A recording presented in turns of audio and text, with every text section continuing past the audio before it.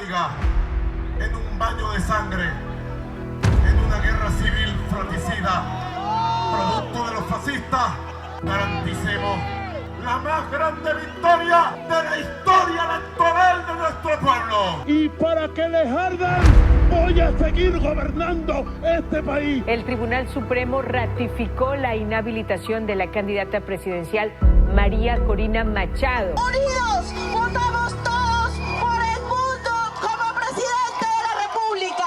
Habiendo llegado al 80% de transmisión, cumplimos con emitir el primer boletín que marca una tendencia contundente e irreversible. Nicolás Maduro Moro, del Gran Polo Patriótico, obtuvo 5.150.092 votos. Edmundo González Urrutia obtuvo el 70% de los votos. La protesta de sectores populares en contra de los resultados electorales que ha satanizado como un golpe de Estado. Tenemos 2.000 presos capturados y de ahí van para Tocorón y para Tocuyito. ¡Máximo castigo! Todas las personas detenidas están siendo presentadas por actos de terrorismo y crímenes de odio.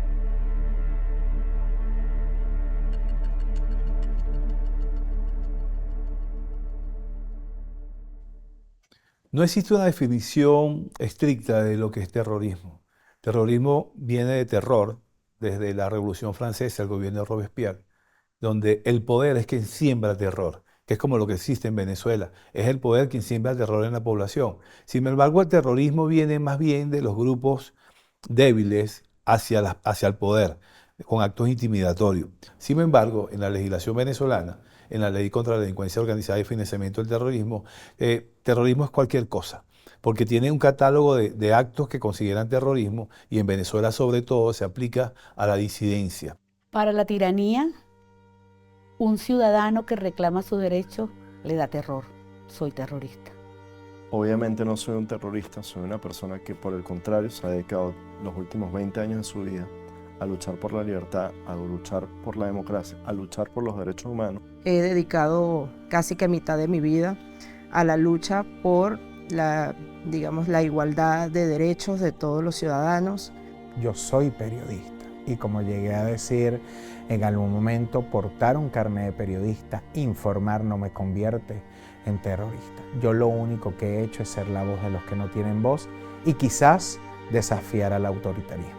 Todo lo que he hecho yo siempre es público, jamás ha sido infundir terror, todo lo contrario. Yo he hecho política desde que tengo 18 años de edad y siempre estoy inmiscuido en acciones electorales, cívicas y pacíficas, siempre, jamás infundiendo terror. Terrorista no soy, muy alejado de eso. Cuando hablamos de excarcelados o personas privadas de libertad por razones políticas, es gente que tiene convicciones muy, muy claras. Pero probablemente lo que no tenían tan claro era el poder de este régimen y la vulnerabilidad que ellos tenían por intentar defender sus ideas. Una vez más gritamos con fuerza que caiga la tiranía.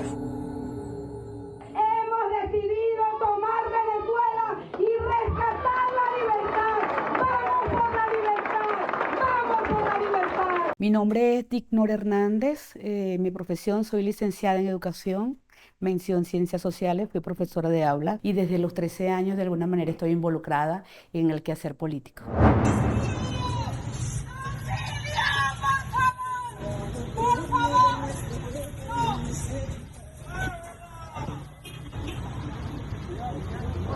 Yo tuve un llamamiento espiritual, así lo tengo, porque me dio tiempo de decirle a unos amigos, a un amigo especial a quien quiero mucho, siento que si el régimen me toma en cautiverio, me gustaría decirle a mi madre, decirle a mis hermanos, que no se preocupen, que si ellos están bien, yo voy a estar bien. Entonces era como una pequeña despedida y pude pasar por la habitación de mi sobrina María Laura y le dije, a quien amo mucho, y le dije, mi amor, yo voy a hacer una diligencia médica, espérame.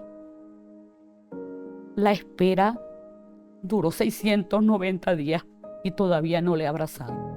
Tuve también el interés de despedirme de mi hermano y le dije, sigue la lucha, sigue trabajando y por favor recuerda que nosotros, por tema familiar, por tema personal, tenemos muy clara la meta. La lucha es Venezuela. O sea, la mayoría de las personas que han tenido una detención política han tenido un cambio en su manera de ver la vida. Y muchísimas personas les ha sucedido que esa experiencia los afianza más en sus ideales políticos, pero también en la espiritualidad o la religiosidad. Mi detención se produce en un contexto preelectoral, fue un 20 de marzo del 2024 y la describo como una pequeña muerte. Yo sabía que me iba a morir, pero no sabía cuándo. Me tocó aquel 20 de marzo del 2024 y fue una vulgar cacería. No me apresaron, no me aprehendieron, me cazaron. Me cazaron, estuve en la esquina de mi casa, salí a una consulta médica, allí una veintena de hombres me rodean, cada vez que yo me movía, se movía un poco conmigo, ahora supe en cautiverio que eso lo llamaban una rueda de pescado, es decir, ellos te atrapan, tú vas caminando, van caminando contigo. Allí yo me identifico 3 veces, le digo mi nombre es Dinora Hernández, soy secretaria política nacional de 20 Venezuela, soy coordinadora del comando de operación política del Comando Nacional, represento a María Corina Machado, soy exdiputada de la Asamblea Nacional 2015, ¿quiénes son ustedes? Lo digo 3 veces, nadie me contesta, hombres y mujeres con pasamontaña, y por puro instinto corrí y logré escaparme, pero lamentablemente era una emboscada. Estaban apostados vehículos en los 4 puntos cardinales y cuando corro hacia una camioneta que también estaba esperando para llevarme. Es allí donde yo grito auxilio y mi grito de auxilio no es porque me están llevando, es para que el mundo sepa que estamos pidiendo auxilio por la libertad de Venezuela y por qué no ser más honesta con ustedes. Temí la muerte y era para que no me mataran. Esto es una lucha de poderes. Tú me estás apresando de una manera injusta y no sé cuánto. Entonces, pues bueno, si a mí me toca bailar a tus reglas, yo voy a decidir qué paso quiero dar.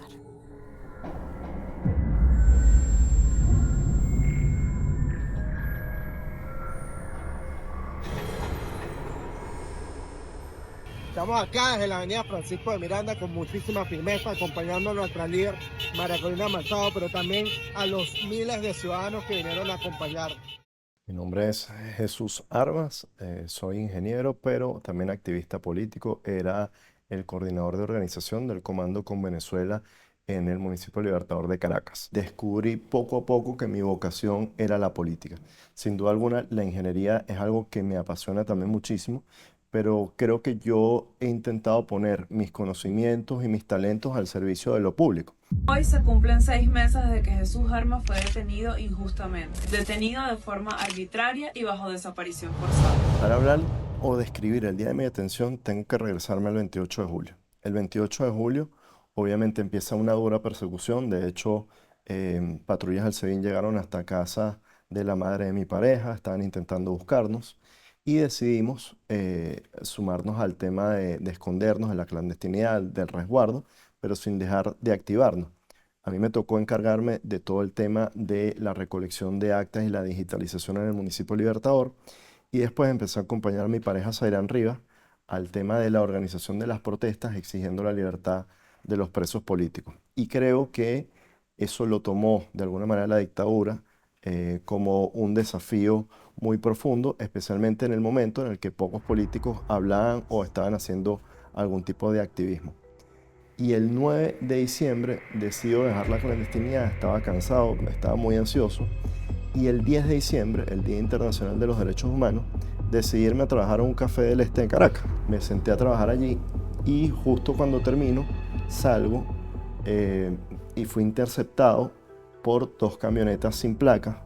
Me montaron en la camioneta, Me esposaron, me pusieron una capucha y me llevaron a una casa clandestina en colinas de Santa Mónica. En esa casa estuve durante 4 días. Empezó un interrogatorio muy duro. Usaron asfixia mecánica, utilizaron bolsas de plástico alrededor de mi rostro para cortarme la respiración. Eso lo hicieron hasta el momento en el que uno de ellos, que estaba revisando redes sociales, vio que tanto mi pareja como María Corina Machado habían denunciado mi desaparición forzosa a través de redes sociales, y ahí cambiaron un poco la actitud. Continuó el interrogatorio, pero ya no utilizando estos métodos de violencia, sino más bien amenazas y métodos psicológicos. De allí fue trasladado a Zona 7. Esto es un recinto que queda en el este de la ciudad, un recinto penitenciario, y allí me tocó estar en una muy pequeña celda en hacinamiento con otros 37 presos. No eran presos políticos, eran presos comunes. No teníamos baño, utilizábamos una esquina de la celda, improvisamos una cortina con una bolsa plástica y la gente tenía que hacer sus necesidades en bolsa. Y en lo particular, yo no tenía acceso a agua, no tenía acceso a comida, y fue toda una situación muy dura porque continúan las presiones psicológicas. Expuesto a todas estas situaciones que quebrantan mi integridad psicológica y que quebrantan, incluso pueden llegar a quebrantar hasta las convicciones, porque viene un sentimiento que es indefectible, que es la culpa. Si yo no hubiese salido ese día, si no hubiese decidido salir de la clandestinidad, ¿no estaría pasando esto? A ver, si yo no hubiese tomado la política como mi modo de vida, ¿no estaría afectando a mis familiares? Porque mucho se habla del que está dentro, pero una de las preocupaciones principales del que está dentro es los que están afuera y no saben de mí. Luchamos por la libertad de Venezuela, en contra de la dictadura. Nos quieren criminalizar, nos quieren volver terroristas. Venezuela, porque la gente decidió un cambio en Venezuela. Esta es una rebelión ciudadana contra la dictadura de Nicolás Maduro. Yo soy independiente, yo soy un periodista, un defensor de derechos humanos, sí. Decidí apoyar la causa democrática, decidí apoyar a María Corina Machado. Yo pertenecía al Comando Nacional como independiente, como un referente ciudadano, no con militancia partidista. En pleno centro de Caracas, en la Candelaria, llegó una camioneta plateada con 4 hombres armados, forcejean conmigo, todo frente a mi esposa. Me meten en la camioneta, yo forcejeé con ellos, traté de gritar. En ese momento me preocupé por mi esposa, porque sabemos cómo son este tipo de secuestros, cómo se ha dado casos donde incluso se han llevado a secuestrar a la familia. Ese era mi principal temor. En el momento en que me meten dentro de la camioneta, me golpean, me parten los lentes, y yo lo primero que les digo es: yo necesito presencia de mi abogado privado y un defensor del pueblo. En el caso de él, no estaba solo. Él estaba con su ser amado, con su esposa. Entonces es la desesperación de no poder controlar lo que ellos le pueden o no hacer a ella. En ese momento me llevan a la sede del helicoide, me llevan directamente a investigaciones, y casualmente quien me recibe en el helicoide es el coronel Granco. Porque dijeron, ahí está el jefe. Y yo en ese momento le dije a Granco, quiero mi abogado privado, quiero presencia de un defensor del pueblo. Ahí tú ves la importancia de la Defensoría del Pueblo, y él lo que me dijo: tú eres un asesino, tú querías matar a Nicolás Maduro, ve que te atrapé, llévenselo. La cacería de brujas por parte de un régimen que perdió las elecciones presidenciales el pasado 28 de julio. Después de 25 años de esta miseria, hoy solo faltan 25 días para lograr el cambio que necesita Venezuela. Yo me gradué de abogado en el año 2015. Hago política desde que tengo 16 años, junto a María Corina Machado. Soy cofundadora del partido Vente Venezuela en Portuguesa. Yo fui jefa de campaña del Comando con Venezuela en el estado Portuguesa. Dirigí la campaña a favor de la candidatura de Edmundo González Urrutia.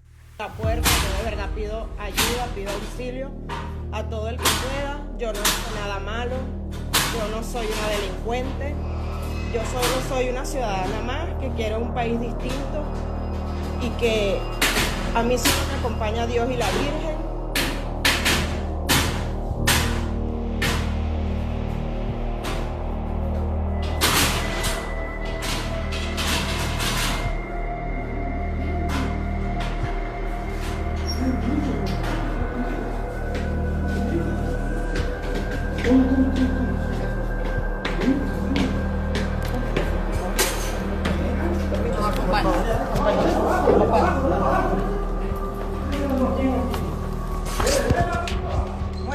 Me encontraba como a las 8:30 de la noche aproximadamente. Estaba ya casi alistándome para dormir. Entonces escucho que llega como un carro y escucho también que dicen vecina, empiezan a gritar como que llamando a una vecina.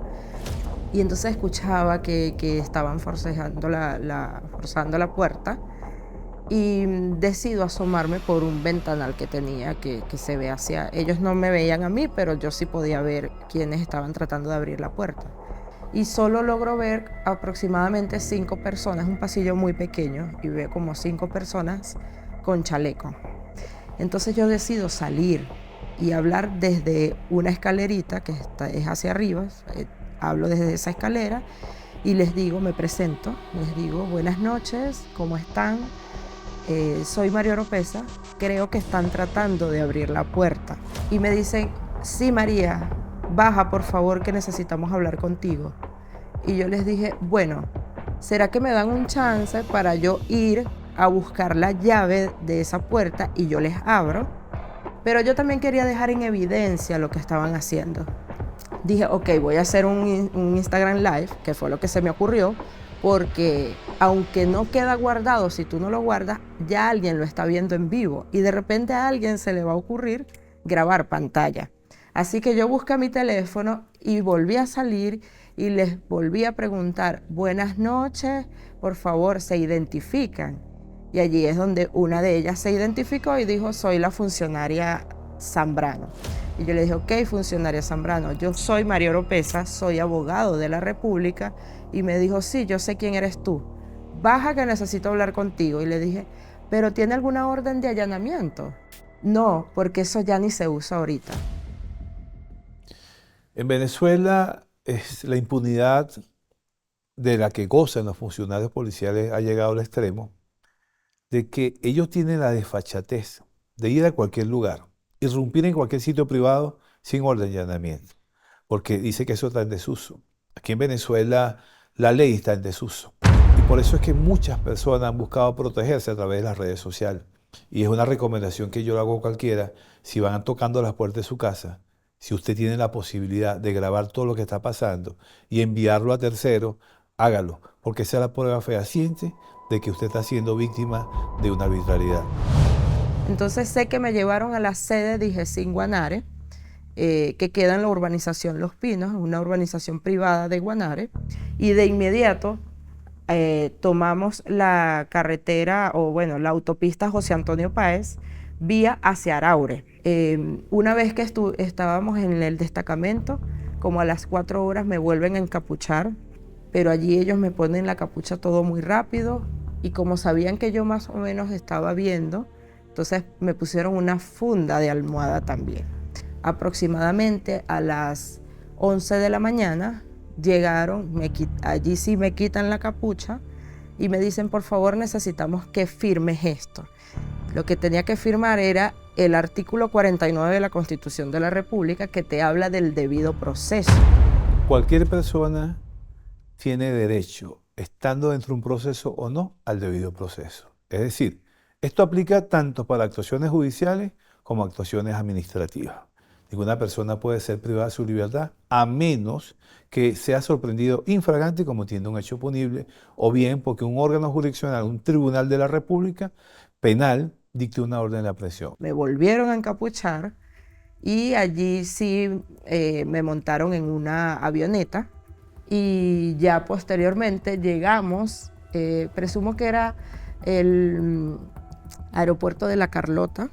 Llegamos allí y ellos deciden grabar un video bajando de la avioneta. Yo bajo, pero sigo encapuchada. Y alguien le dice, mira, quítale la capucha, vale, porque así no puede salir en el video. Es decir, que ellos para ellos todo es parte de un show. Solo me quitan la capucha, vuelven a repetir el video, yo bajando de la avioneta, un video que ellos practicaron, un video donde ellos me quitan la capucha para que tampoco se viera tan terrorífico. Y me llevan hasta el helicoide. Y allí, lo que más recuerdo que me marcaron unas palabras, es que me recibe un comisario. Y el comisario me dice: buenas tardes, María, ¿cómo estás? Bueno, bienvenida al helicoide. Aquí se te van a respetar todos tus derechos. Y bueno, ya tú sabes que esto es político, que algún día que hayan negociaciones, seguramente sales. Esas fueron las palabras que me dieron y bueno, ya luego comienza otra historia. Se le metimos el preaviso a Maduro que en 30 días se va para el carajo.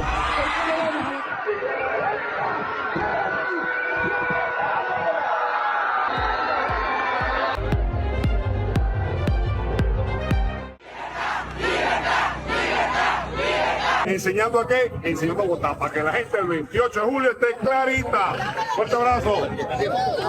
Bien, en política inicio desde muy chamo, ¿no? Siempre estuve inmerso en política de alguna manera. Mi papá y mi mamá siempre estuvieron vinculados, ¿no?, en aquellos años a Acción Democrática. Por eso mi formación inicia allí desde la juventud de AD. Hasta el año 2009 que con otras personas decidimos fundar un partido y yo fundo en mi estado de Voluntad Popular.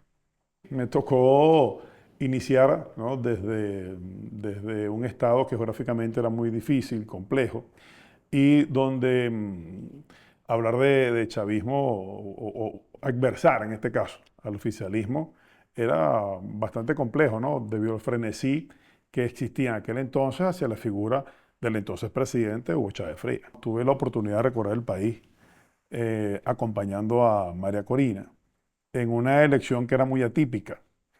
Era muy atípica porque Edmundo González, que era el candidato, era la persona, era la figura por la que la gente iba a votar, pero era María quien estaba promoviendo todo eso. Y una de las últimas giras, recuerdo, en el estado de Guárico, me sorprendía cómo personas de muy bajos recursos, por lo que uno podía ver, salían a las carreteras, se incorporaban, gente en sus motos, de más de 3, 4 personas por motocicleta. Y no teníamos movilización, porque no nos dejaban tener movilización, porque las personas que tenían transporte tenían miedo de que les quitaran sus unidades, porque ya teníamos experiencia con personas que le habían quitado su sonido. Entonces era como que algo muy natural de cómo la gente se lanzaba a la calle y nosotros simplemente salíamos a su encuentro.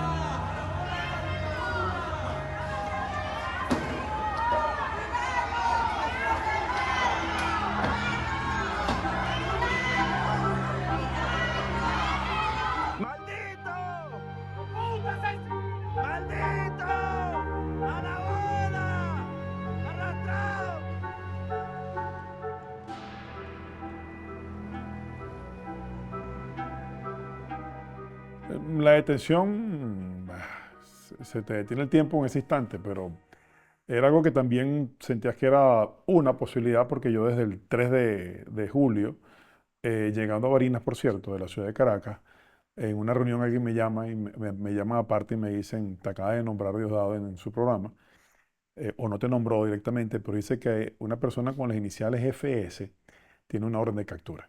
Que por ahí hay un auto de detención para uno que ofreció, yo lo vi, me pasó por la cara, auto de detención. ¿Auto de detención qué se llama así? Y yo lo vi que pasó así. Tiene las iniciales FS. La arbitrariedad ha llegado al punto que desde un programa de televisión se dan las instrucciones. Y el día de mi detención es el 30 de julio, ¿no?, del 24, entre 9 y 10 de la mañana. Nos sorprende cuando subimos al distribuidor de Altamira y la persona que va manejando me dice: creo que nos están siguiendo. Cuando nos damos cuenta, todos los que vamos en la camioneta, de que son 2 camionetas y son 2 motorizados y van encapuchados, todo cambió. Dices tú a lo interno, dices: bueno, yo creo que hoy sí es el día de que nos van a llevar presos. A la reunión donde iba era en Bejucal, en una reunión donde estaba María Corina y otra gente esperándome. Y yo llamo, coloco en speaker la conversación y le digo, creo que me van a detener. Y escucho cuando María Corina le dice a esa persona, dile que se venga a Bejucal. Entonces transcurren muchas cosas. Por lo menos nadie sabe que chocamos 2 veces con los vehículos que nos perseguían. En la sede de un partido nacional, uno de esos vehículos se detiene y obstaculiza toda la vía. Y de repente la persona que va manejando me dice, prepárese para el impacto. Palabras más, palabras menos. Yo lo recuerdo como si fuese hoy. Y recuerdo el impacto. Y yo recuerdo que le voy comentando a quienes me están escuchando en la reunión, chocamos. Escucho disparos, cosas que la gente no sabe. Cuando llegamos a ese sitio, donde ese video milagrosamente salió, ¿no? Qué bueno que fue así, ya la camioneta venía, ya creo que no podía rodar más. Y el portón que pensábamos que iba a estar abierto no estaba. Le dije a las personas que me estaban escuchando, díganle a mi esposa que me acaban de detener, dónde me acaban de detener, y me preguntan quiénes son los que te están persiguiendo. Ya les veíamos ya habían bajado las personas encapuchados, pero algunos de ellos tenían en su chaleco las siglas de lo que es SEBIN, pues, no decía SEBIN, yo le dije SEBIN, tranco la llamada y en cuestión de segundos me bajé y lancé los teléfonos hacia el otro lado del portón, que imaginé que estaba gente allí de los que me estaban esperando. Y bueno, y nada, pues subí a la camioneta, ya en ese momento si sientes una sensación como de derrota, dices tú, bueno, ya esto llegó hasta aquí, ya no hay nada que hacer.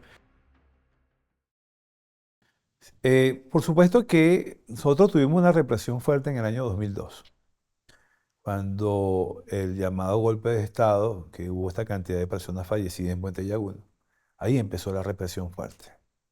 Sin embargo, fue opacado un tanto hasta que la doctora María Lourdes Afiuni fue presa, y eso fue una medida ejemplarizante para todos los jueces.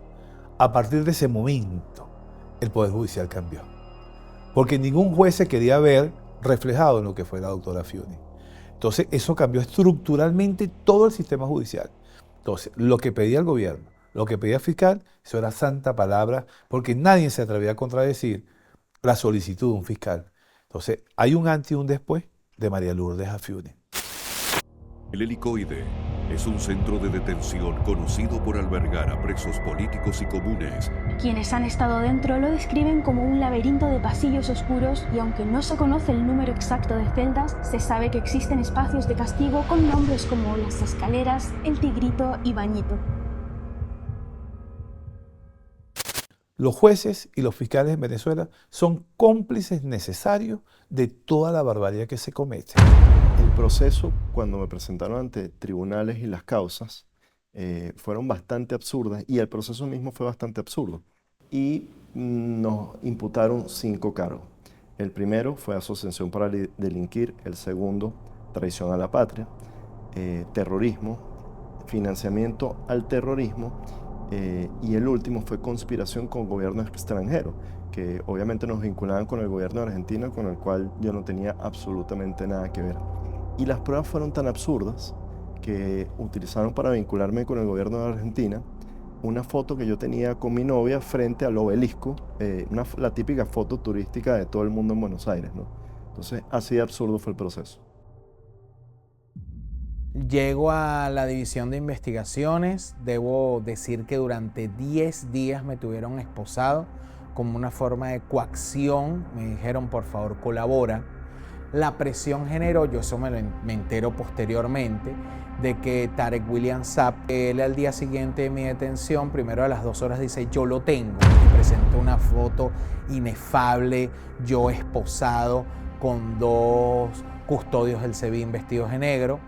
Por tal motivo, en vista de todos los elementos recabados, el día 14 de abril fue solicitada la orden de aprehensión al sujeto Carlos Julio Rojas, la cual fue acordada por el Tribunal Segundo de Control con competencia en terrorismo por los delitos de asociación, terrorismo, conspiración, instigación a delinquir y magnicidio en grado de tentativa. Esta orden de aprehensión fue materializada el día de ayer y dicho sujeto detenido. Entonces ahora muy pocos salen en su defensa. Y a veces también vemos cómo se criminalizan a las personas a través de los medios de comunicación. Se exhiben como unos delincuentes, la peor facha que pueden tener la exhiben, y decir que fue capturado este sujeto porque es el criminal, es el determinador, el autor intelectual de tal o cual delito. Y me llevan a los tribunales en un convoy, hombres armados, todo un show, trancando calles. Y cuando llego al juzgado frente al juez Carlos Liendo, me leen que está acusado no simplemente de la cartilla, que es instigación al odio, terrorismo. A mí me acusaron de magnicidio en grado de tentativa. En Venezuela han ocurrido muchos magnicidios ficticios y también hay muchos terroristas. Yo creo que en Venezuela hay más terroristas que en el Medio Oriente. Y este es el único país donde hay magnicidios cada rato, pero nunca tenemos las víctimas ni siquiera en grado de tentativa o de frustración de esos casos. Me llevan hasta una parte supongo que también del área de investigaciones, como en un pequeño espacio donde se encontraba el tribunal. Entonces allí habían 2 personas más y nos dijeron, los vamos a presentar de una vez. Estábamos dentro de las 24 horas y teníamos la oportunidad de hablar 5 minutos con el defensor público. Y el defensor público me dice, ¿cómo estás, María? Yo soy tu defensor público. Queremos hablemos un poco de tu caso. Y le digo, qué bueno que hablaremos de nuestro caso, porque yo ni siquiera sé cuál es mi caso, del por qué estoy acá. Aparentemente estás aquí porque colocaste un tuit y ese mensaje en Twitter pues es algo grave. Y le digo, ¿me puede decir de qué trata el mensaje del Twitter? Pero él me citó el fulano tuit y decía, cuando la tiranía se hace ley, la rebelión es un derecho. Vamos todos en familia a las calles a defender la victoria del 28 de julio, algo así. Yo no puse eso. Además, lo primero que usted mencionó es una cita de Simón Bolívar, que es decir, que si hoy Simón Bolívar estuviese vivo, entonces capaz y también estaría en el helicoide. A usted lo puede aprender un órgano policial y dice que usted tiene actos que está desestabilizando el gobierno venezolano. Pero hay un fiscal del Ministerio Público que es el titular que va a llevar a cabo esa acción penal. Y él tiene que ser un filtro de la actuación policial, porque es él quien precalifica el delito. Sin embargo, como no hay separación de poderes, entonces él va a decir que usted está incurso en ese delito. Pero eso no es todo, existe un juez de control. Y la palabra control, precisamente, no es porque le llamó la atención al legislador ponerle control, porque le pareció bonito, es porque él debe controlar de que se respeten los derechos y las garantías de cada ciudadano. Ese juez, si hiciera su trabajo verdaderamente de precalificar los delitos, eso no pudiera pasar. Pero pasa. ¿Por qué? Porque no hay separación de poder. Aquí hay una sola voz unísona que todos los demás tienen que respetar. Un juez se atreve a contradecir ello y preso va a ser el juez. Un fiscal se atreve a contradecir eso y va a ser preso el fiscal. Un defensor público se atreve a contradecir eso y también va preso. Allí me acusan de 2 delitos, que es instigación al odio e incitación a la rebelión. El proceso de presentación legal, yo no sé si se le puede llamar legal, pero por lo menos lo que ellos hacen, lo hacen en las mismas instalaciones del helicoide. No te trasladan a tribunales o algo que se le parezca. Cuando llego al lugar, veo personas conocidas. Es decir, me van a presentar con personas que conozco, pero que mi vinculación política pues, es inexistente con ellas. Por ejemplo, en mi presentación estaba David Correa, que es un influencer, o un humorista en este caso. Estaba el señor Ricardo, que es un técnico electoral. Llega también un procurador, porque entonces a mí me acusa la fiscalía de unas cosas y la procuraduría de otras, pero ni siquiera saben de qué te acusan. De hecho, tuve que corregirles la acusación. A mí me acusan, una de las 5 imputaciones que me hacen es por incitación al odio. Y esa incitación al odio, ellos me dicen, usted en una asamblea en Barinas, en fecha tal, dijo esto. Entonces yo le dije, señor juez, permítame que corrija al señor fiscal. Él está equivocado. La asamblea que él dice que fue en Barinas no fue en Barinas. La última asamblea que fui en Barinas fue el 6 de julio. Esa asamblea fue en Maracaibo y parece que yo digo en la asamblea un término como que, mira, le vamos a dar una coñiza electoral al PSUV, y ellos agarraron eso como que era que yo estaba incitándolo a que la gente el día del 28 pues, les diera, actuara con violencia el día de la elección. Para que salgamos a votar 28 y le demos una coñaza al partido oficialista en cada centro y mesa de votación del país. Así que tanto las imputaciones como las que usted está haciendo pues son incorrectas, como esa que usted hace también son incorrectas. Y lo otro que también siempre le dijimos, por una razón creo que de sentido común, ¿dónde está mi abogado privado? Yo solicito ante este tribunal que me asista un abogado privado. Y luego te hacen firmar un acta donde tú contestes el proceso, y como para hacer ver que el proceso es totalmente legal. Y siempre existe coacción. Una de las personas que está allí, cuando manifiesta que no va a firmar porque no tiene un abogado, le dice fírmela por las buenas o fírmela por las malas. La vida dentro del helicoide, llegué con una crisis de alergia porque para aquel entonces estaba muy reactiva y tengo una urticaria. Y bueno, esas primeras horas se presentaban esas crisis de alergia y me inyectaban en la vena un antialérgico. Entonces yo llegué a dormir 19 horas. Pero lo que me pareció en ese contexto muy duro es que a pesar de que sabían que estaba dormida porque me habían inyectado en la vena un antialérgico, me iban a levantar para interrogarme.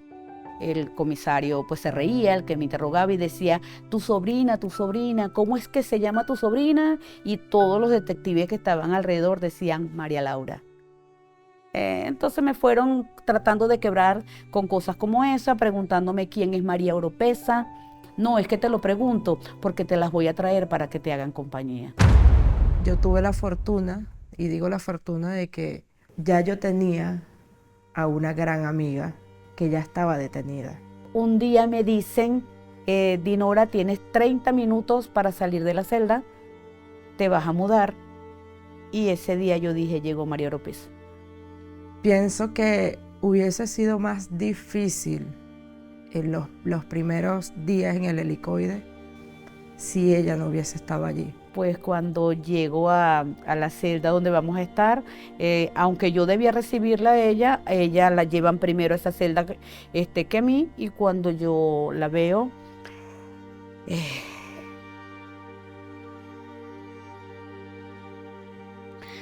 no debió ser.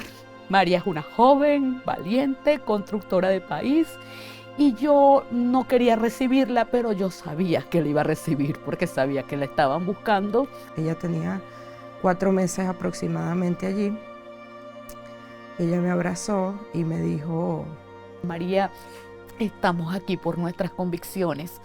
Nosotros estamos juntas y esto lo vamos a resistir.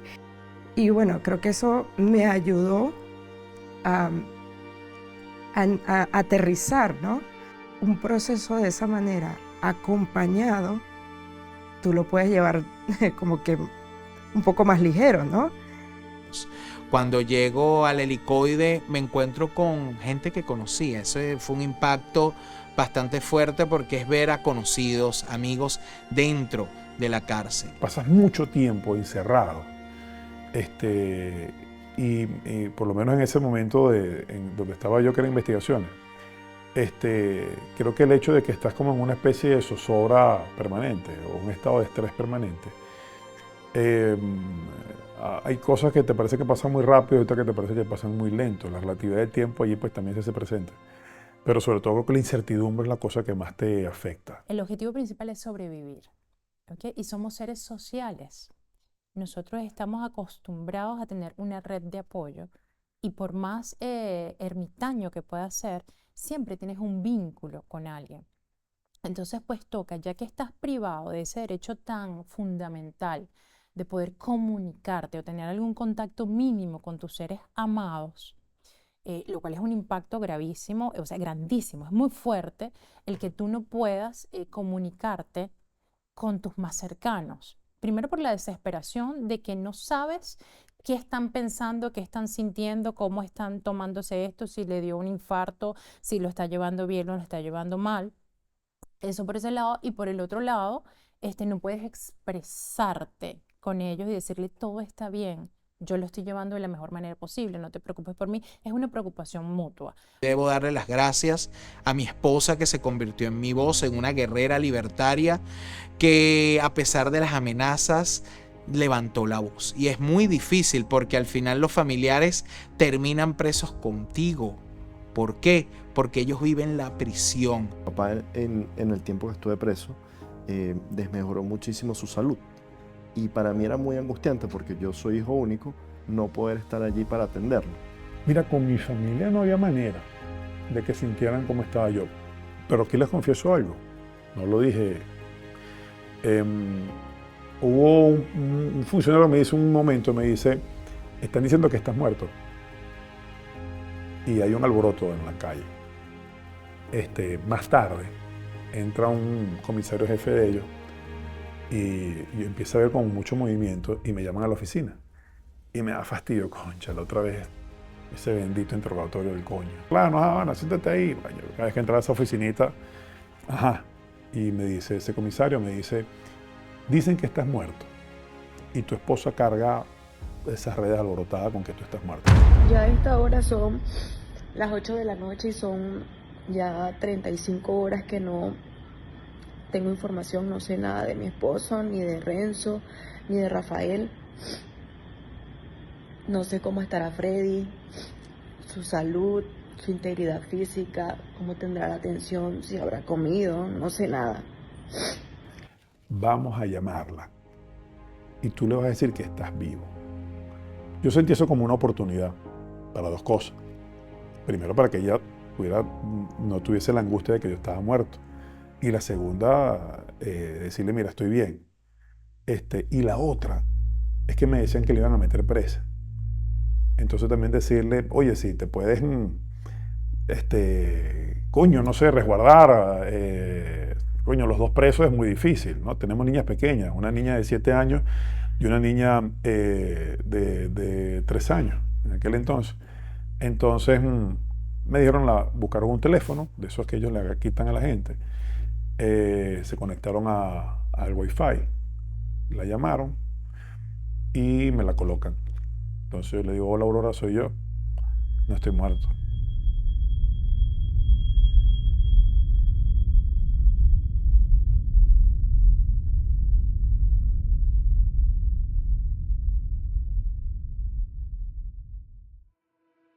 Entonces esos fueron días de mucha incertidumbre, no sabes nada de lo que sucede afuera. Nosotros logramos tener hora ya porque fue una de las primeras cosas que yo le pedí a mi mamá, que por favor me llevara un reloj para saber cuándo era de día o cuándo era de noche, porque estábamos en una celda 4x3 sin ventana, con luz blanca, y tú tratas de establecerte rutinas allí en ese espacio para no deprimirte, para no caer en un estado emocional que te impida luego, levantarte y sobrevivir a eso. Nosotros estuvimos, los 13 meses que estuvimos en el Helicoide, estuvimos presurizados, como es el término que ellos le dan. Es decir, que no tienes contacto con otros presos y te sacan en el patio en horas en las que no tienes contacto con los demás presos. O te sacaban muy temprano en la mañana o te sacaban ya en la noche. Cuando había visitas tampoco te sacaban y y los presos no podían comunicarse con nosotros. El único que se atrevía a comunicarse con nosotros, porque su celda estaba en nuestro pasillo, era el comisario Toniel. En el Helicoide me tocó vivir 10 meses aislado, sin poder tener contacto con el mundo exterior, sin tener visitas, sin tener llamadas, sin saber absolutamente nada de mi familia, y esto es de las cosas más duras a nivel psicológico. Pero por suerte logré estar en una celda con compañeros muy buenos que se han convertido en hermanos de vida, como Perkins Rocha o Freddy Superlana. Buscar en medio del aislamiento que mi esposa se enterara de lo que yo estaba viviendo, mandarle a decir incluso cuáles eran mis abogados, que hablara con ellos. Ahí creo que mis abogados cumplieron una labor fundamental, al nivel que yo terminé preso con mi propio abogado en la misma cárcel, a meses después, simplemente porque él también era un defensor de derechos humanos. No sé si puedo contar esto. Una de las anécdotas me dice una vez el general, me dicen una vez afeítate. Pues yo estaba, no te afeitas, porque tú te dices, ¿para qué carajo me voy a afeitar? No tienes espejo en esa vaina. Tú dices, ¿para qué me voy a afeitar? Entonces me dice, no, afeítate que vas a hablar con alguien. Yo dije, coño, ¿será que vino Diosdado a visitarme alguna vaina que miran a ese? Cuando yo salgo era el general Rodríguez Cabello. Y él me dice, oye, madre, ¿cómo hacemos para que le digas a tu esposa que deje de decir que tú aquí convives con ratas y con chiripas? Y yo le digo, coño, general, estaría encantado de decirle, deme la llamada o la visita y yo se lo digo. Entonces él me dice, no, pero mándale a decir eso con otro preso. General, me encantará también, pero es que los presos que están conmigo tampoco tienen llamadas de visita. Y no dejan que otros presos hablen con nosotros. Entonces él se quedó como que sin respuesta. Y al final le digo, al terminar la conversación, le digo que por qué no me consigue la llamada y la visita.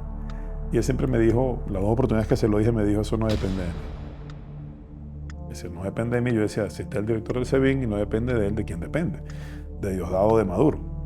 Entonces tú vas entendiendo de quién eres preso. El 22 de diciembre de 2025, del diciembre del año pasado, creo que fue uno de los momentos más duros y difíciles, y yo diría que fue el más duro para mí. Porque ese día eran aproximadamente las 3 de la tarde. Una de mis compañeras, que es Sofía, le dieron una llamada para ella llamar a su esposo, y en la llamada su esposo le dice, Sofía, por favor, dile a María Oropesa que pida una llamada porque su abuela está en el hospital, está en la clínica. Me busca y me dice, por favor, María, necesitamos que llames rápido a tu familia. Llamé a mi hermana y mi hermana me contestó llorando porque le dije, ¿qué pasó? Me dijeron algo de mi abuela, ¿cómo está? Y me dijo, María, la abuela falleció. La abuela había fallecido a las 12:05 de la madrugada. Y yo me enteré a las 3:30 de la tarde. Y no podía hacer más nada. Ellos me dijeron, ok, puedes ya hablar un poquito más. Y bueno, aproveché de hablar con mi hermana, pero siempre digo, yo nunca peleo con los designios de Dios. O sea, para mí Dios siempre tiene la última palabra, pero ¿quién me devuelve a mí el derecho a despedirme de mis seres queridos? O sea, porque no es hablar solo de una abuela. O sea, mi abuela era y es mi pilar, me guió, me crió, mi segunda mamá. Y no estuve allí. A mí me tocó compartir litera durante 10 meses con Alfredo Díaz. Alfredo se convirtió en uno de mis mejores amigos, nos apoyamos muchísimo. Y Alfredo el 7 de octubre sufrió un infarto. Y allí ese lo sobrevivió, pero tuvo unos problemas en la atención médica. Creo que hubo un mal diagnóstico. Ahí lo diagnosticaron de que había sido una indigestión, pero nosotros sabemos que no fue una indigestión. No se le hizo seguimiento a su caso de salud. Y después, en diciembre del 2025, Alfredo vuelve a tener los mismos síntomas. Se pone pálido, empieza a temblar, empieza a tener sudoración, empieza a tener mucho frío y además empieza a tener el mismo dolor en el centro del estómago. Nuevamente tiene un infarto, pero lamentablemente ese no lo sobrevivió. Después de mucho rato lo bajaron a la enfermería, lo tuvieron ahí un tiempo, lo montan en una ambulancia y cuando llega al hospital universitario todavía estaba vivo. Pero creo que si eso se hubiese atendido preventivamente después del 7 de octubre, Alfredo estaría probablemente aquí sentado con ustedes. Nos sacaron a la cancha. Cuando salimos a la cancha estaban casi todos los compañeros del helicoide, compañeros nuestros y por supuesto los demás detenidos que se encontraban en el helicoide, todos esposados, hombres y mujeres, sentados como en un campo de concentración. De hecho, nos marcaron, a cada uno nos pusieron un número y mi número era el número 13. Para mí uno de los momentos más duros fue cuando descubro que dentro de la cárcel estaba preso quien mató a Basilda Acosta. Todo el mundo recuerda que fue el primer asesinado por parte de la dictadura de Maduro, y en una de las requisas del DIGESIN nos estaban como tomando los datos y él estaba al lado mío. Yo no sabía qué caso era. Y en un momento llega el funcionario del DIGESIN y le pregunta, están rellenando sus datos, ¿tú a quién mataste? Homicidio. ¿A quién mataste? A Basilda Acosta. Está al lado de él y a mí sentí un dolor, sentí rabia, porque ese era un muchacho de un barrio de Venezuela que salió a protestar y cayó al lado de mi casa. La gente me decía por qué yo lo trataba con algo a distancia. Llegó una vez a la celda a querer rezar con nosotros y yo me negué. Yo disimulaba, le dije a un compañero, no, yo no puedo rezar con él. Pero la vida te da lecciones. Y la última persona con la que yo estuve en esa celda, además de Luis Omar, Emil Brand, fue ese señor. Y yo cuando salí, me le acerco y le digo, usted algún día se enterará, pero usted me dio una gran enseñanza de que las dictaduras son tan crueles y tan atroces que usan a los seres humanos como armas para cometer los peores crímenes y luego los desechan. Después de la detención, todo es como que si tus sentidos se agudizan. Oyes mejor, ves mejor, porque como que estás más alerta, ¿no? Sobre lo que sucede a tu alrededor. Por más esperanzas que puedas tener, te empiezas a sentir mal porque no tienes cómo comunicarte con tus seres queridos, ves tus libertades o sea, todo el tipo de libertad tan golpeada, ves que no puedes hacer algo tan básico como tener privacidad. Te toca hacer, no sé, tus necesidades fisiológicas delante de un montón de gente. O sea, perdiste todo espacio de identidad, empiezas a desdibujar tu propia identidad y te vas a deprimir. Es muy probable que si no haces un esfuerzo sobrehumano, la depresión esté allí latente. Y más cuando, si además tienes estructuras de personalidades arraigadas, es decir, no es que esto viene con la detención, sino que hay estructuras de personalidades, hay síntomas previos a esto que te está pasando, se pueden incrementar. Y la combinación fatal es cuando la depresión y la ansiedad están concomitando allí. Es terrible, porque estás luchando contra un monstruo de 7 cabezas con un corta uña. En mi caso nos sacan a Roland y a mí, por cierto. Nos dicen, vamos por una reunión con el comisario. Pero te dicen, pero unifórmese. Y ahí te empieza a parecer la cosa rara. Una reunión con el comisario de aquí, nos van a pedir que nos uniformemos. Y cuando llegamos abajo, hay mucho silencio. Hay una patrulla al frente y nos esposan y nos toman una foto con custodios a los lados con su respectiva capucha.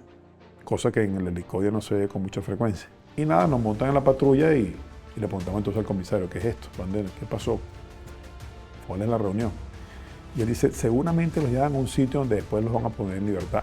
Una hora después, tal vez menos, cuando nos abren la puerta, visualizamos que hay vienen unos hombres que caminan hacia nosotros, que vienen vestidos de color beige, encapuchados. Y entonces te dicen, quítate las esposas, y te quitan las esposas, los dos funcionarios que te cargaban del SEBIN, y estos que son del DIGESIN te esposan hacia atrás, y en lo que te están esposando hacia atrás te están colocando una capucha. Y ahí no ves nada, eso lo escuchas. Escuchas gritos, ya la vaina se hace más personal, porque luego que te esposan, que comienzan a gritarte, a decirte que estás en el SESMA, que ellos no son funcionarios, que ellos son colectivos, que ahora sí vamos a saber lo bueno que es, que no sé qué más. Te arrojan en el suelo, quedas así en el suelo, piden que te sientes, te quitan las esposas, la capucha y piden que te desnudes. Porque bueno, esa es la requisa final, ¿no? Te desnudan, te pones en cuclillas, saltas, para que ellos vean que tú no llevas nada, ¿no? ¿Dónde te puedes esconder alguna cosa con todo lo que te ponen a hacer ahí en ese momento? Te viste, te quitan la trenza de los zapatos y te pasan al médico. te esposan otra vez, te encapuchan. Nunca estás sin la capucha. Cuando te la vuelves a quitar la capucha, estás frente a un médico. Y el médico también está encapuchado. Entonces tú dices, ¿qué es esto? Puedo decir, yo vengo de la cárcel, no, sé de dónde vengo, tengo un año y un mes ahí, he visto cosas, nos han hecho requisas, nos han sacado de madrugada, nos sacaron una vez de madrugada a un interrogatorio con el fiscal general de la República.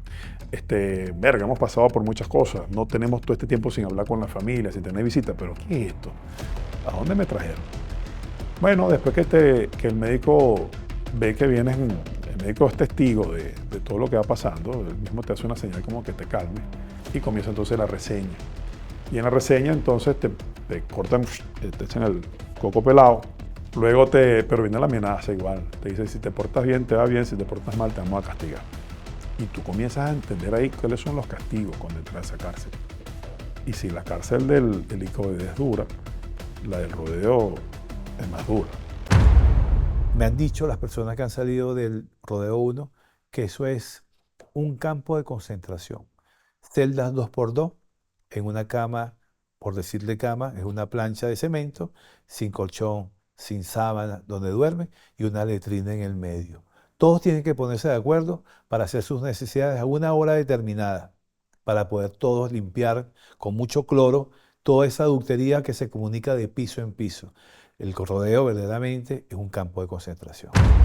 El presidente ha declarado estas organizaciones, Tren de Aragua, Cartel de los Soles y todos los demás, estos grupos son grupos narcoterroristas. El Cartel de los Soles es una organización terrorista extranjera para el Departamento de Estado en Washington. Esta decisión de Marco Rubio se interpreta como una forma de ejercer una mayor presión contra el régimen de Nicolás Maduro. Podría justificar incluso posibles intervenciones militares en suelo venezolano. Y preparados para partirle los dientes al imperio norteamericano si hiciera falta. ¿Qué está pasando?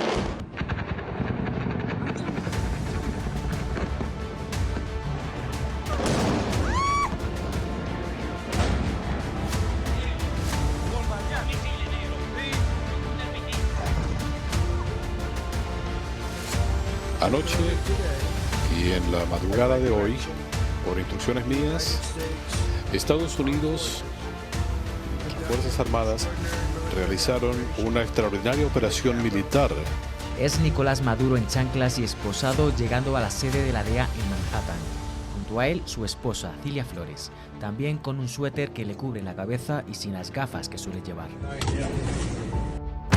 Después de lo ocurrido el 3 de enero del año 2026, tenemos unas situaciones que antes era imposible de pensar. El gobierno venezolano se ha convertido en magnánimo y ha dado libertades a presos políticos, todavía con régimen de presentaciones o bajo coerción personal, y en otros casos, libertades plenas. Esto viene dado, en algunos casos, por la bendita llamada ley de amnistía. Ley de amnistía que cuestiono, porque verdaderamente no es una ley de amnistía. Aprobada por unanimidad, en consecuencia, se sanciona la ley de amnistía para la convivencia democrática. Estoy en una ley de amnistía que no se necesitaba para sacar a los presos de la cárcel, porque todos sabemos cómo se maneja la administración de justicia en Venezuela. Más sin embargo, si es el beneficio que va a sacar a mucha gente de la cárcel, me cuesta criticarla, porque lo digo como preso y como familiar, ¿no? Que saben lo que sus seres queridos pues sienten y que se quieren agarrar de cualquier argumentación o esperanza o un hecho tangible como esta para de allí apoyarse, bueno, y poder sacar a sus familiares. En Venezuela, hasta que no exista Estado de Derecho y democratización de las instituciones, pues nunca vamos a tener libertad plena. Yo creo que el hecho de ser visible comunicacionalmente pues hace de que ellos quieran de que tú entres en el beneficio para decirle, mira, pero si funciona, estamos sacando a estas personas. Por supuesto, no es lo mismo que salga en libertad plena bajo la ley de amnistía una persona que cayó porque era simplemente un testigo transeúnte, como en muchos casos también para esos hechos, a que se le haga una persona como yo, que tiene un nivel de conocimiento un poco más amplio que cualquier ciudadano en Venezuela. Entonces eso tal vez es lo que hace la diferencia. Es decir, esto es una ley que podía dar libertad, pero no dignifica a nadie. ¿Por qué no dignifica? Porque esa ley no contempla que el Estado reconoce su error, que cometió arbitrariedades y en consecuencia debe pedir perdón a la víctima de esas violaciones. No establece la reparación de los daños a la víctima, no establece la indemnización, no establece la memoria histórica, incluso simbólica, porque cuando hay amnistía, hasta en los textos escolares debería incluirse ese suceso para que nunca más se pueda repetir ello.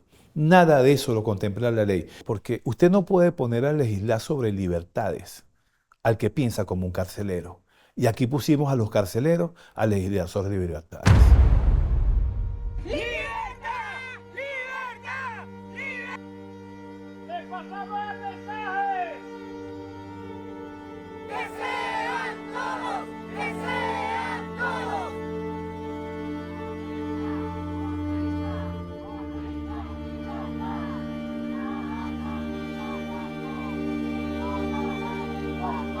Somos padres que estamos luchando aquí por nuestros hijos. Somos padres que no queremos esta cosa. Esto yo no lo quiero. Yo tengo mi casa. Mi hijo tiene su casa, tiene niños. Tiene 2 niños que lo están esperando.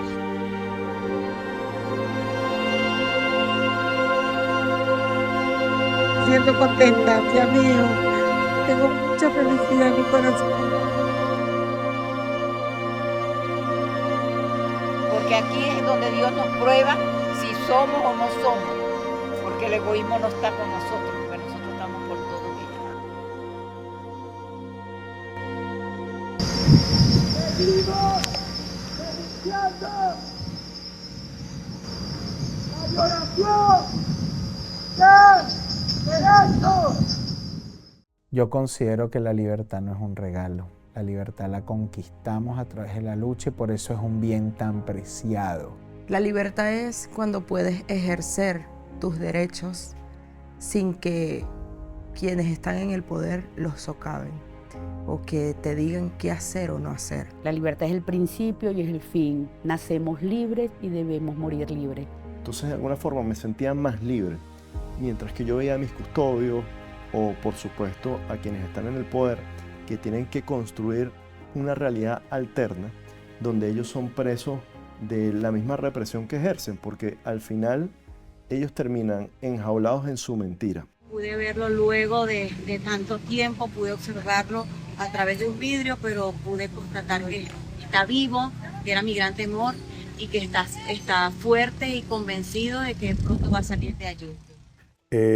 Aurora ya me ha dicho en otras visitas que ya vas a salir, que ya vas a salir, que ya vas a salir.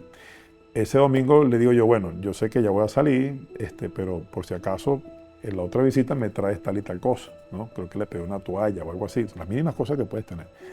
Me dice, no, tú es que tú vas a salir hoy, me dijeron que tú sales hoy, que te van a dar casa por cárcel. Bueno, no me atreví a decirle nada a nadie, porque yo no sé por qué a ti te da pena decir que vas a salir libre, te da pena decirlo, y en mi caso ni siquiera libre, y que tanta gente se quede ahí.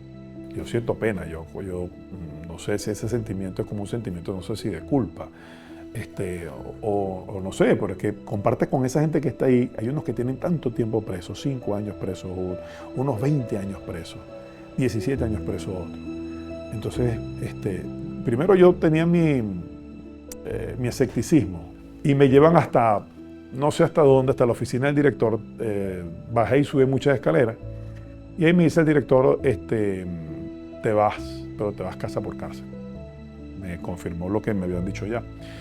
Nada, de ahí te sacan otra vez, te prestan ropa, a la gente le cortan el cabello otra vez y te montan otra vez encapuchado y esposado y apareces otra vez en boleitas. Y de ahí hasta las 8:30 de la noche que me sacan vía terrestre hasta Barinas. Yo llego a Barinas en horas de la madrugada. A las 2:30 de la mañana estoy llegando a la sede de la Policía Nacional y a las 3 de la mañana estoy llegando a mi casa. Y yo no sé qué les molestó a ellos, la verdad que no desconozco, pero el día miércoles llegaron a colocarme el fulano grillete, ¿no? El grillete electrónico. Me lo colocaron ese miércoles hasta el día que me dan la libertad plena, ¿no? Cuando me dijeron recoge tus cosas que te vas, fue una sensación de mucha tranquilidad, porque a diferencia quizás de otros presos políticos, ya veníamos viendo el proceso que se está desarrollando desde que Jorge Rodríguez anunció la ley de amnistía, empezaron liberaciones, Y ese día fue muy particular porque yo todas las mañanas iba a visitar a Luis Tarbaez. Cuando llego en la mañana a la celda de Luis, no está Luis, pero están sus maletas recogidas. Entonces ahí entendí que lo iban a liberar.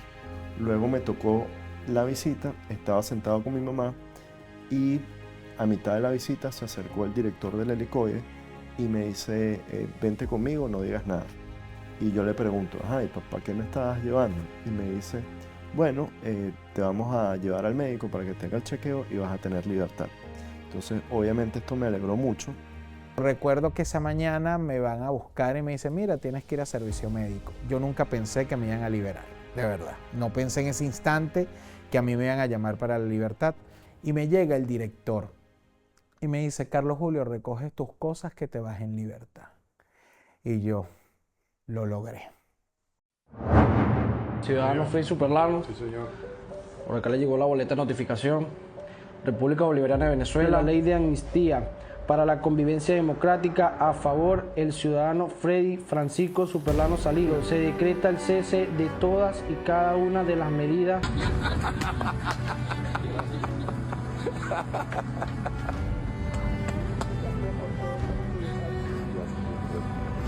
Las libertades deben ser plenas y no deben ser solamente excarcelaciones, y más si estamos hablando de un proceso donde incluso voceros del régimen han dicho que están dispuestos a avanzar hacia una amnistía general.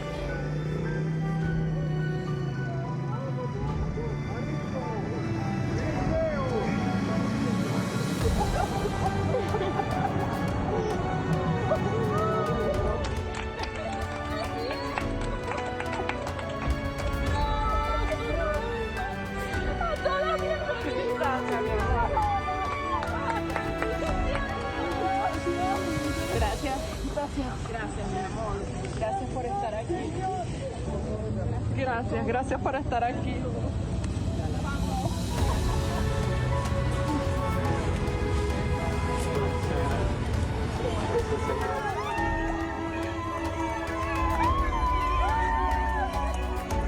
Y activista venezolano Carlos Julio Rojas, es quien acaba de ser excarcelado por el régimen venezolano. Bueno, hasta ahora el contacto lo hacemos desde la iglesia de la Candelaria, donde, bueno, ya podemos ver a Carlos Julio Rojas, que es otro de los periodistas excarcelados. Lo que quiere un excarcelado varía mucho, ¿no? Creo que cada quien vive su propia realidad. Lo primero es que cuando uno es excarcelado es como el hambriento que lleva un banquete. Quieres engullir toda la libertad que puedes, ¿no? Es por supuesto reencontrarse con su familia y con sus seres queridos, agradecer todo el apoyo. Lo que quiere principalmente es justicia. Y la justicia solo es posible con libertad plena. Un excarcelado merece reparación. Merecemos reparación de daños. Yo quisiera mirar a los ojos a los perpetradores, a mis secuestradores y decirle, ¿de qué me acusas? ¿Todavía te sientes capaz de sostener esa patraña que construiste en torno o en contra de mí y de muchos de mis compañeros? Alguien me preguntaba si yo le deseaba lo que vivía a las personas que me hicieron esto. Yo diría que el que tenga responsabilidades en relación a violación de derechos humanos o cualquier otro delito tiene que afrontar sus consecuencias. Que haya memoria, porque nosotros no podemos permitir que esto le pase nunca más a ningún otro venezolano, y que haya una transformación profunda en el sistema de justicia y en los sistemas de derechos humanos dentro del país para que se privilegie la libertad y para que siempre se hagan las cosas de manera correcta en nuestra Venezuela. Si nosotros no hacemos eso, estaremos cayendo entonces en un ciclo que puede ser repetitivo, en una cuestión que se va a repetir una y otra vez, y eso no nos conviene a nadie. Si queremos una vez por todas normalizar el país y sus instituciones, tenemos que olvidarnos de la venganza. Habrán instituciones que se encargarán de hacer justicia, pero de que esa palabra no exista en el vocabulario del venezolano en lo sucesivo, ¿no? Y nunca. Que realmente la democracia reine en Venezuela, que la libertad reine en Venezuela. El manual para volver comienza por reparar el daño ocasionado. El manual para volver debe contener la reparación física y mental de esa persona. La Constitución establece una Venezuela ideal. Empecemos a vivir en esa Venezuela que describe la Constitución y tendremos un país hermoso y sano. El manual para volver puede ser más fácil y más sencillo de lo que muchas personas creen. El entender que hay una etapa que ya culminó. Tratar de que esa etapa no te defina. Creo que es importante separar que sí, hay un antes y un después. El después puede ser muchísimo mejor, ¿okay? Porque te cambió tu perspectiva de la vida, te ayuda a relativizar cosas que, como decía, das por sentado y hoy día las valoras muchísimo más. Poner estructura a tu vida, tener cortas metas a corto, a mediano y a largo plazo para poder sentirte, no me gusta mucho usar esta palabra porque es muy común, pero para empoderarte realmente ahora de tu vida, para tomar las riendas de tu vida ahora que sí puedes dirigirla como tú quieres. Hay un viejo aforismo romano que dice: cogitatione nemo patitur, los pensamientos no delinquen. Hasta que usted no exteriorice sus pensamientos, no hay delito alguno.